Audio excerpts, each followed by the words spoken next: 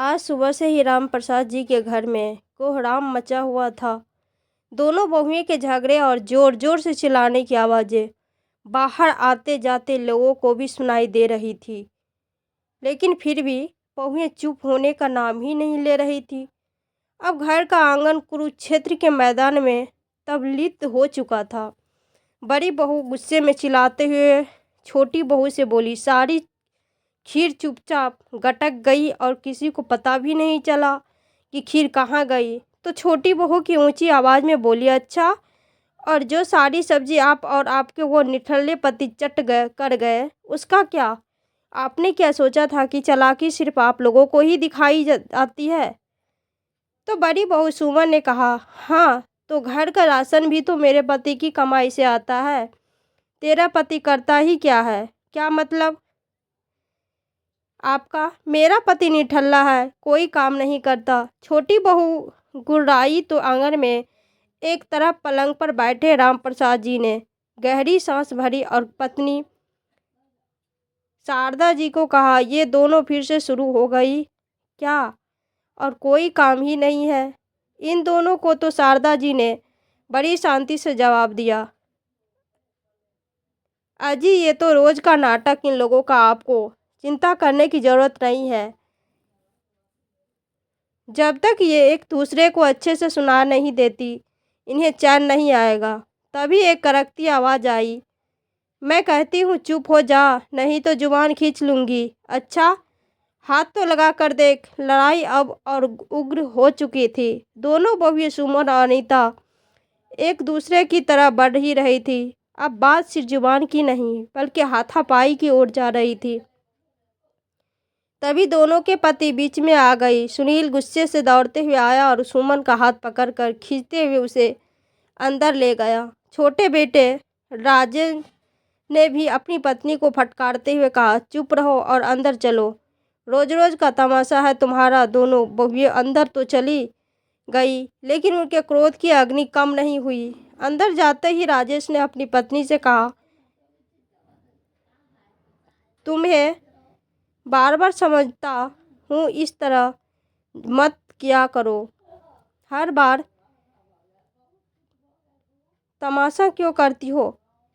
हाँ हाँ, जब मैं बोल दूँ तो तमाशा, और जबकि आपकी भाभी मुझे नीचा दिखाए तब कुछ भी नहीं कर पाए तो दिन भर भैया भाभी के नाम का जाप करते थकते नहीं हो? और वो क्या कर रही थी कि जानते हो, आपको निठल्ले, कमज़ोर, आलसी और न जाने क्या क्या बोल रही थी। मैंने फैसला कर लिया है कि अब मैं भाभी के साथ एक रसोई में हरगिज काम नहीं करूँगी। अपने बारे में ऐसी बातें सुनकर राजेश की आंखें गुस्से में लाल हो गई।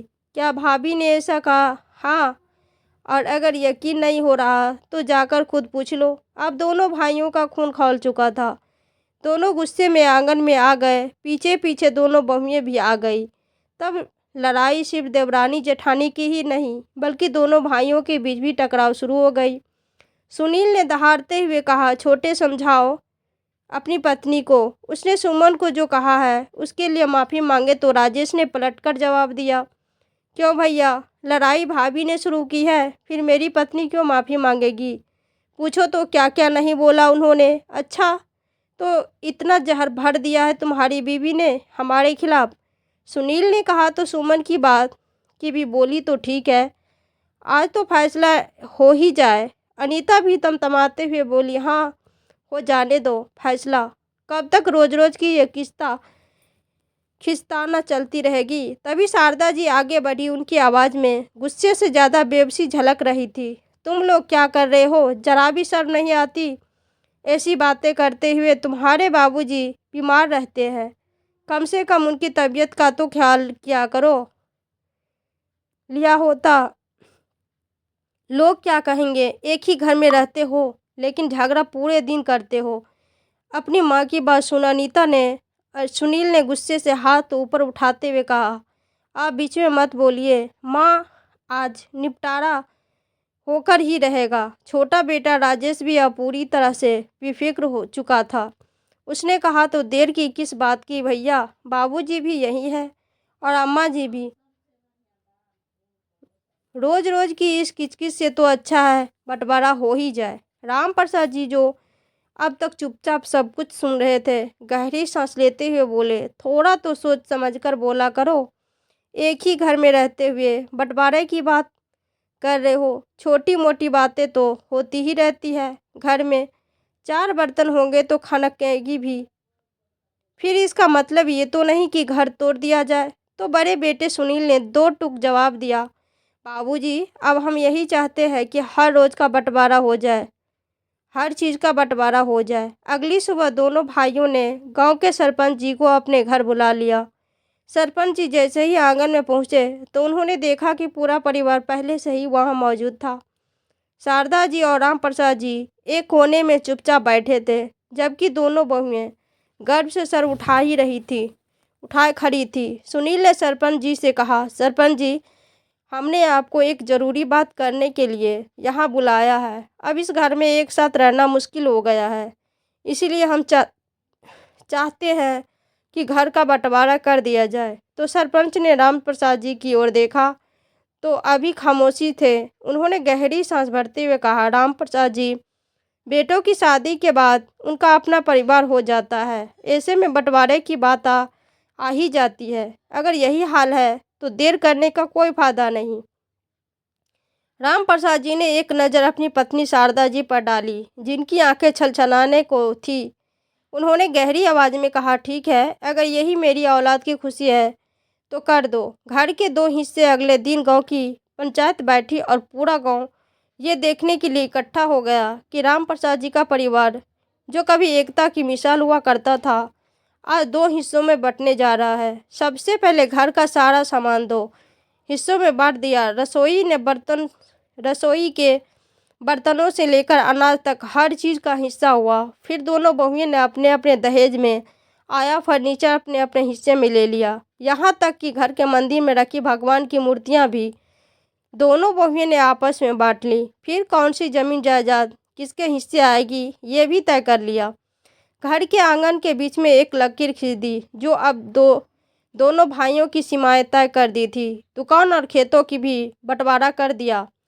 अब सब कुछ बट चुका था। तभी सरपंच जी ने गंभीर स्वर में कहा, सारा बंटवारा तो कर लिया तुम लोगों ने, लेकिन एक सवाल है, तुम्हारे माँ बाबूजी का क्या? उन्हें कौन रखेगा? छोटा बेटा राजेश या बड़ा बेटा सुनील? अरे उन्हीं लोगों के कारण तो ये घर से ये सामान, ये ज़मीन जायदाद है।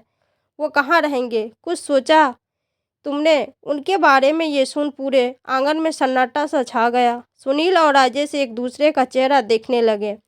सुमन और अनीता, जो अभी तक जीत की खुशी महसूस कर रही थी, अब एक दूसरे को टुकड़े टुकड़े देखते लगी। तभी सुमन ने अपने पति सुनील को इशारा किया तो सुनील ने हिचकिचाते हुए कहा, अरे देखिए, मैं बड़ा जरूर हूँ, लेकिन बराबरी का बंटवारा हुआ है तो माँ बाबूजी की जिम्मेदारी भी बराबर होनी ही चाहिए। तभी सरपंच के साथ खड़े एक बुजुर्ग आदमी ने कहा, लेकिन सुनील, तुम बड़े बेटे हो, तुम्हारा पहला फर्ज बनता है कि तुम माँ बाबूजी को अपने पास रखो। सुमन, जो अब तक चुप थी, वो तीखे स्वर में बोली, ठीक है, फिर एक काम कीजिए, माँ बाबूजी का भी एक हिस्सा रख दीजिए, फिर हम उन्हें अपने पास रख लेंगे। तो छोटी बहू अनीता ने भी तुरंत जवाब दिया, ऐसे कैसे? ये सही नहीं होगा। एक काम करते हैं, माँ जी को हम अपने साथ रख लेते हैं और बाबूजी भैया भाभी के पास रह लेंगे। ये सुनकर पंचायत में खड़े कुछ लोग फुसफुसाने लगे, लेकिन सुनील और राजेश ने भी इस निर्णय पर मुहर लगा दी। बिना पूछे ही उनके माता पिता की तकदीर का फैसला कर दिया। राम प्रसाद जी और शारदा जी एक कोने में खड़े सब सुन रहे थे। आज उनके अपने बेटों ने अपने ही ऐसे बांट दिया था जैसे कोई सामान हो। राम प्रसाद जी की आंखें भर आई, लेकिन उन्होंने कुछ नहीं कहा। तभी सरपंच जी ने भारी मन से सिर हिलाया, ठीक है, अगर तुम सब यही चाहते हो तो सही। पंचायत खत्म हो गई। गांव वाले धीरे धीरे वहां से जाने लगे। वो आंगन जो कभी खुशियों से भरा था, आज उस आंगन में एक अजीब सा खालीपन आ गया था। बस आंगन के बीचों बीच 2 बूढ़ी परछाइयां बैठी थी। राम प्रसाद जी ने एक लंबी सांस ली और आसमान की ओर देखा। आज पहली बार उन्हें अपना घर की अजनबी सा लग रहा था। तभी छोटी बहू की एक कड़क आवाज़ आई, माँ जी चलिए अंदर, अब आप हमारी तरफ है। तो बड़ी बहू भी आ गई। वो भी तिरस्कार भरे स्वर में बोली, और बाबूजी आप क्या देख रहे हैं, आप हमारे साथ चलिए। तो राम प्रसाद जी ने धीरे से कहा, नहीं हम दोनों अलग अलग नहीं रहेंगे। तो बड़ी बहू सुमन ने तुरंत अपने पति की ओर देखा और तंज कसते हुए बोली, देख रहे हैं आप, बुढ़ापा आ गया है लेकिन साथ रहने का शौक अब भी नहीं गया इनका। तो राम प्रसाद जी ने आंखें बंद कर ली, फिर धीमे और दृढ़ स्वर में बोले, बहू बुढ़ापे में ही पति पत्नी को एक दूसरे की सबसे ज़्यादा ज़रूरत होती है। जब हाथ कांपने लगते हैं, पैर जवान देने लगते हैं, तब एक दूसरे का सहारा ही ज़िंदगी का आखिरी सहारा बनता है। मेरी तबीयत अब ठीक नहीं रहती, ऐसे में शारदा का ही सहारा है मुझे। तो सुनील जो अब तक चुप था, झुंझलाते हुए बोला, अब इतनी महंगाई में दो लोगों को एक साथ रखकर हम अपने कंधों पर ज़्यादा बोझ नहीं डाल सकते। हम आपका ख्याल रखेंगे, वैसे भी घर तो एक ही है। बेटे के मुंह से ऐसी बातें सुनकर शारदा जी की आंखों में एक दर्द उभर की। माँ बाप अब बोझ हो गए। फिर उन्होंने एक लंबी सांस ली, अपनी गाड़ी के पल्लू से साड़ी के पल्लू से आंखें पोंछी और बोली, ठीक है जैसा किस्मत को मंजूर, लेकिन अभी तो मेरी और तेरे बाबूजी की चारपाई आंगन में ही लगा दो। माँ जी तो मैं तो आपकी चारपाई लगा देती हूँ, फिर बाबूजी की चारपाई भाभी ही लगाएंगी। बेशर्मी से कहते हुए छोटी बहू अनीता ने चारपाई आंगन में डाल दी। तो मुंह बनाते हुए बड़ी बहू सुमन ने भी एक चारपाई निकालकर आंगन में डाल दी। अगले दिन अनीता ने सुबह सुबह ही शारदा जी को सब्जी काटने को दे दी। कल की घटनाएं रामप्रसाद जी के दिल में हलचल मचा रही थी, पर दोनों ने चुप्पी साध रखी थी। तभी उनके दोनों पोते रियांश और प्रशांत आंगन में खेलने लगे। मासूम बच्चे क्या जाने कि बंटवारा क्या होता है, उन्हें तो अपने खेलने से मतलब था। वह पहले की तरह आंगन में ही खेल रहे थे। कभी गेंद को उछालते हुए खेलने लगे तो कभी एक दूसरे की गर्दन में हाथ डालकर आंगन में घूमने लगे। लेकिन तभी अचानक बड़ी बहू सुमन गुस्से से तमतमाते हुए बाहर निकल कर आई और अपने बेटे रियांश को बोली, रियांश तुझे मना किया था ना कि इसके साथ मत खेलना। ये सुन बच्चे सहम गए। रियांश मासूमियत से अपनी माँ की ओर देखते हुए बोला, लेकिन माँ प्रशांत मेरा भाई है। भाई नहीं, अब ये सिर्फ पड़ोसी है, सुमन ने चीखते हुए कहा और झटके से अपने बेटे रियांश को खींचकर अलग कर दिया। प्रशांत जो अब तक की समझ ही नहीं पाया था कि क्या हो रहा है, वो रोने लगा और माँ माँ पुकारने लगा। माँ आवाज़ सुनते ही छोटी बहू अनीता दौड़ते हुए बाहर आई और गुस्से से बोली, मेरे बेटे को हाथ कैसे लगाया भाभी। तो सुमन ने व्यंग से कहा, अच्छा तेरा बेटा, तो रख अपने पास इसे। इतना कहकर उसने झटके से अपने बेटे रियांश का हाथ पकड़ा और घसीटते हुए उसे अंदर ले गई। अनीता भी गुस्से से में प्रशांत को खींचते हुए अपने कमरे में ले गई। राम प्रसाद जी और शारदा जी सामने बैठे ये दृश्य देख रहे थे। बड़ी आवाज़ में शारदा जी ने कहा, हे भगवान, ना जाने किसकी नज़र लग गई इस परिवार को। हमारा हंसता खेलता परिवार घर कश्ती के उघारों में बदल गया। थोड़ी देर में अनीता हाथ में चाय और नाश्ता लेकर आई। लो माँ जी, आपकी चाय और नाश्ता, कहते हम हुए उसने थाली और शारदा जी के सामने रख दी। तो शारदा जी ने धीरे से कहा, बहू अपने बाबूजी के लिए भी ले आओ। तो अनीता के चेहरे पर एक कटिल मुस्कान उभरी। उसने अपना हाथ कमर पर रखा और तंज कसते हुए बोली, भूल गई क्या माँ जी, कल ही तो सारी बात हुई थी। बाबूजी की जिम्मेदारी बड़ी भाभी की है, मेरी नहीं। तो राम प्रसाद जी और शारदा जी एक दूसरे की तरफ देखने लगे। शारदा जी की आंखें नम हो गई। उन्होंने थाली को हल्के से दूर रख सरकाते हुए कहा, तो ठीक है बहू, मेरा नाश्ता भी अंदर ले जाओ। मैं तो तभी खाऊंगी जब तुम्हारे बाबूजी खाएंगे। तो अनीता ने आंखें ताकते हुए कहा, नाश्ता यहीं रखा है, जब मन करे खा लीजिए।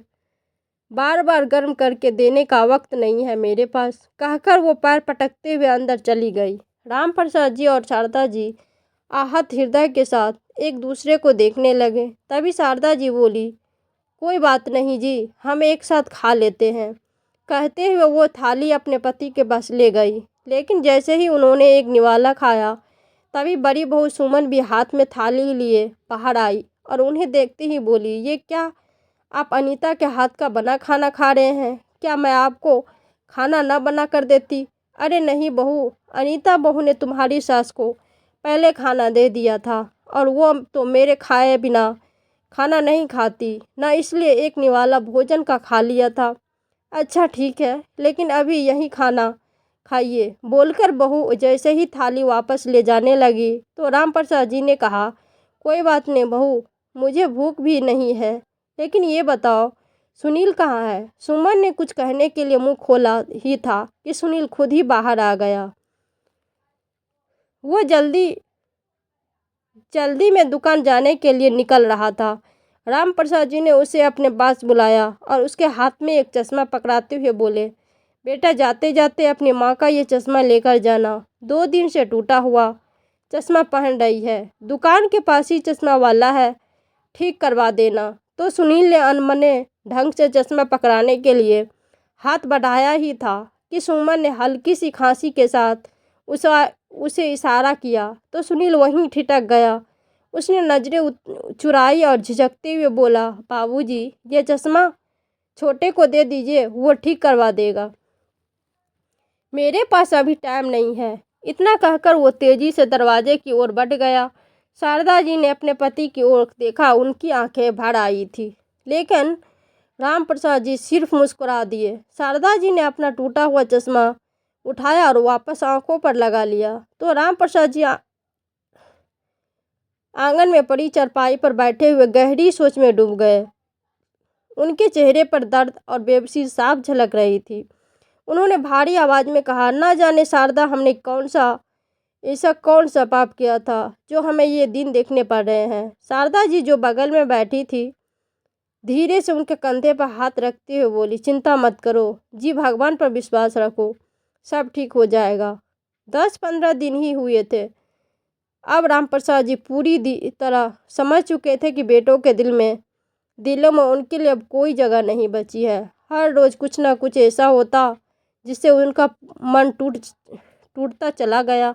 आलम यह था कि अगर पिताजी की तबीयत खराब हो या दवा खत्म हो गई हो तो छोटे बेटे बहुत दवाई तक न लगा कर देते, और अगर माँ को कोई परेशानी है तो बड़े बेटे बहू भी मुंह फेर लेते। लेकिन आज राम प्रसाद जी ने ठान लिया था कि अब और नहीं। उन्होंने सुबह ही दोनों बेटों और बहुओं को आंगन में बुलाया। बेटा सुनील और राजेश, मुझे तुमसे एक ज़रूरी बात करनी है। तो सुनील और राजेश एक दूसरे की ओर देखने लगे। सुमन और अनीता भी आकर खड़ी हो गई।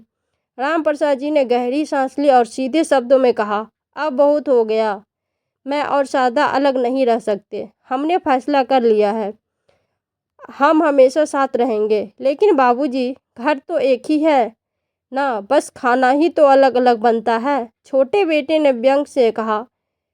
तो राम प्रसाद जी ने कड़क स्वर में कहा, घर एक ही था, लेकिन तुम लोगों ने उसे 2 हिस्सों में बांट लिया। कहते कहते राम प्रसाद जी का गला भर आया तो सुनील ने बात संभालने की कोशिश करते हुए कहा, बाबूजी ऐसा क्यों कर रहे हैं? आपको कहीं कोई तकलीफ हो रही है क्या?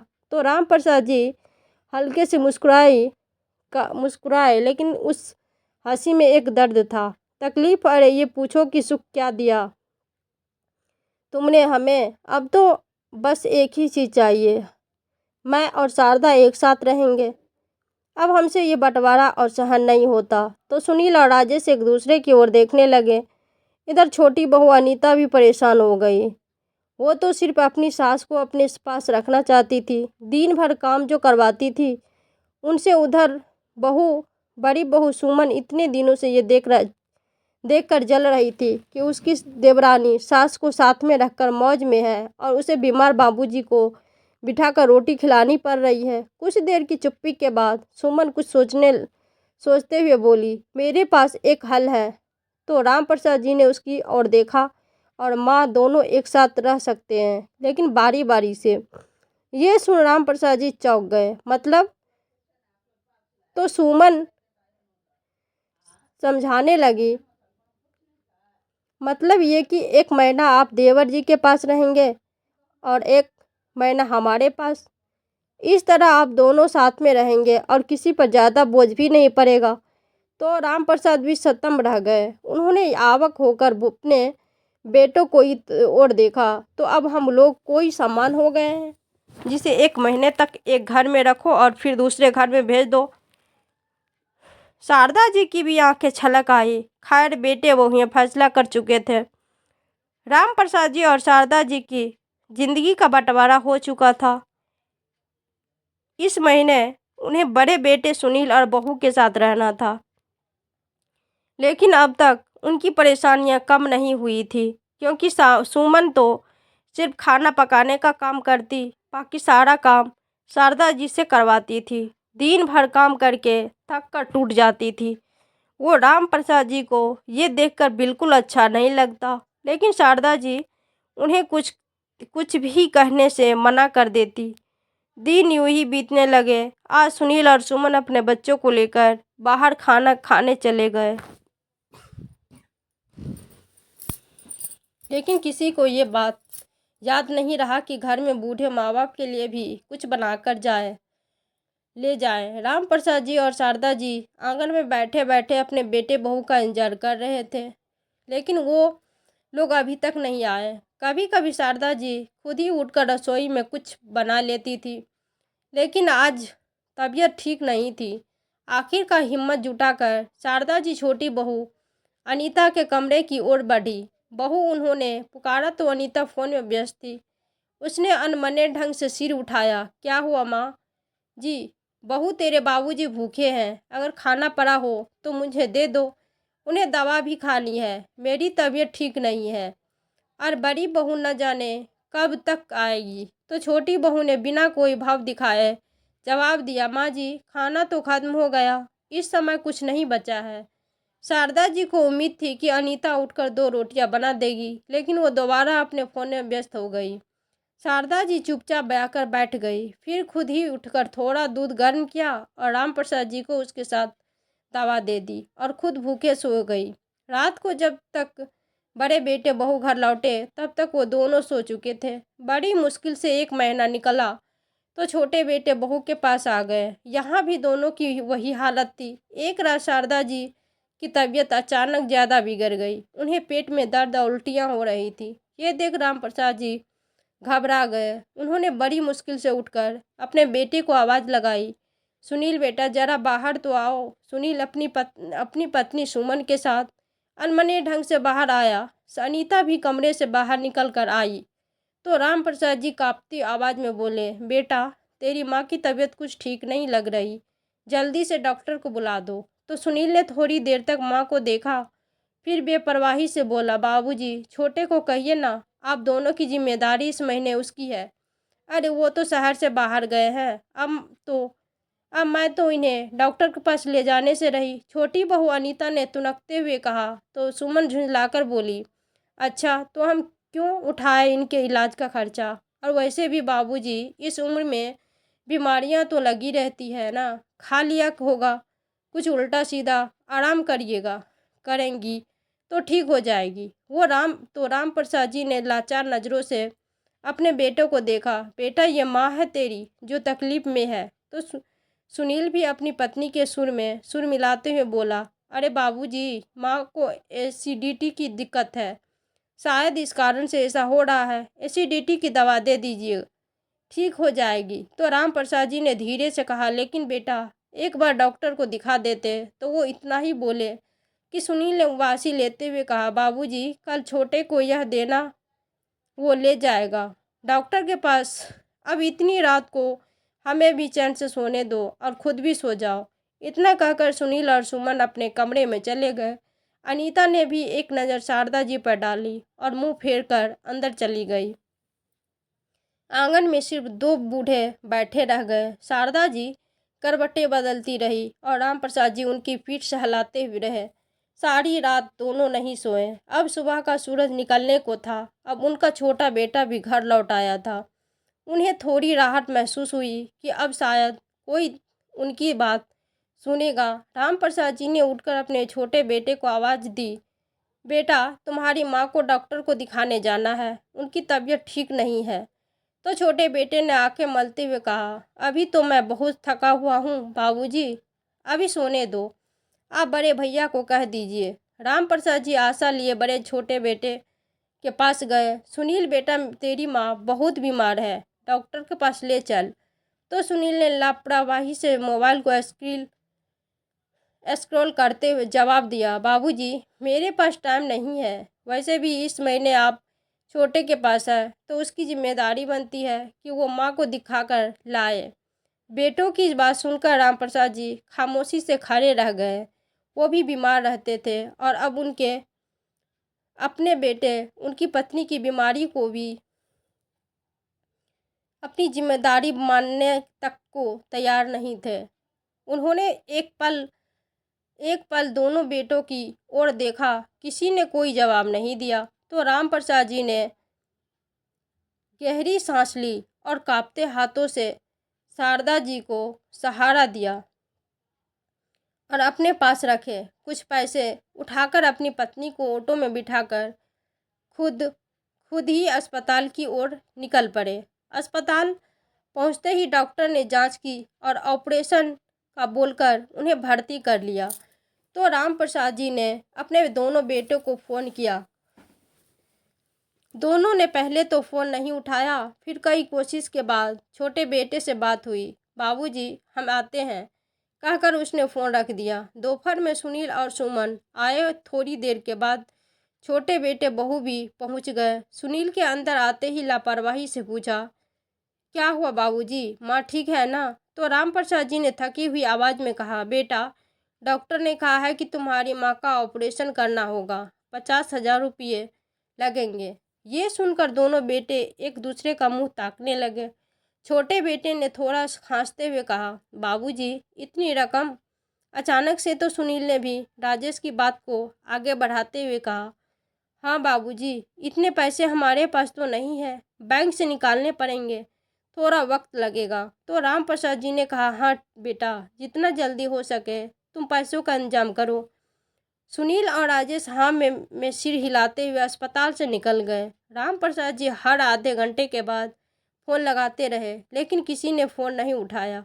उनकी उम्मीदें धीरे धीरे टूटते जा रही थी। नर्स ने आकर कहा, समय बहुत कम है, ऑपरेशन जल्दी करना होगा, आप पैसे जमा कर दें तो हम ऑपरेशन की तैयारी करें। रामप्रसाद जी हर बार एक ही जवाब देते, मेरे बेटे आते ही होंगे। लेकिन देखते ही देखते रात हो गई, वो दोनों नहीं आए। शारदा जी की हालत बिगड़ते जा रही थी। रामप्रसाद जी ने उनका हाथ थाम लिया, लेकिन शारदा जी की पकड़ धीरे धीरे छूटती चली गई और फिर वही हुआ जिसका डर था। रामप्रसाद जी उनकी ठंडी होती उंगलियां को पकड़कर फूट फूट कर रो पड़े। अस्पताल के सन्नाटे में सिर्फ रामप्रसाद जी की सिसकियां गूंज रही थी। उन्होंने कांपते हाथों से फ़ोन उठाया और घर का नंबर डायल किया। रात का समय था, फ़ोन की घंटी बार बार बज रही थी। आखिरकार सुनील ने फ़ोन उठाया, हेलो बाबूजी, इतनी रात को फ़ोन क्यों किया है? तो रामप्रसाद जी इतना ही बोल पाए, बेटा, तेरी माँ नहीं रही। इतना कहकर वो फूट फूट कर रो पड़े। फ़ोन के दूसरी तरफ सुनील एक पल के लिए सन्न रह गया। क्या? लेकिन हम तो कल ही आने वाले थे, बोलकर उसने भी फ़ोन रख दिया। अगली सुबह शारदा जी का अंतिम संस्कार कर दिया। रामप्रसाद जी खामोशी से खड़े थे। चिता जल रही थी, लटके आसमान की ओर उठ रही थी। आखिरकार शारदा जी इस दुनिया से विदा हो चुकी थी।